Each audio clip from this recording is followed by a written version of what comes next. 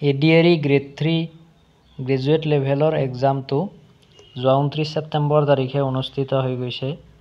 এডিআৰইৰ এইবাৰ প্ৰশ্নকাকতখন moderate two tough আছিল।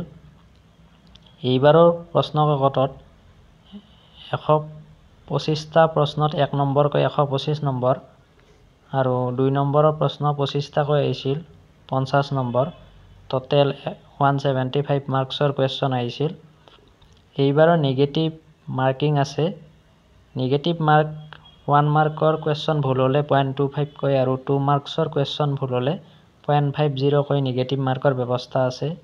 যিহেতু যোৱাবাৰ নিগেটিভ মাৰ্কৰ ব্যৱস্থা নাছিল, কিন্তু এইবাৰ নিগেটিভ মাৰ্কৰ ব্যৱস্থা আছে, সেয়ে কাট অফটো তুলনামূলকভাৱে যোৱাবাৰতকৈ কিছু কম যোৱা দেখা যায়।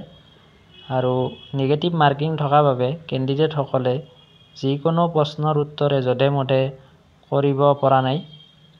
যিহেতু ভুল উত্তৰৰ বাবে নিগেটিভ মাৰ্কিং হ'লে শুদ্ধ উত্তৰৰ পৰা সেই মাৰ্কখিনি কটা যাব, সেয়েহে কাট অফটো তুলনামূলকভাৱে কম যোৱা পৰিলক্ষিত হয়।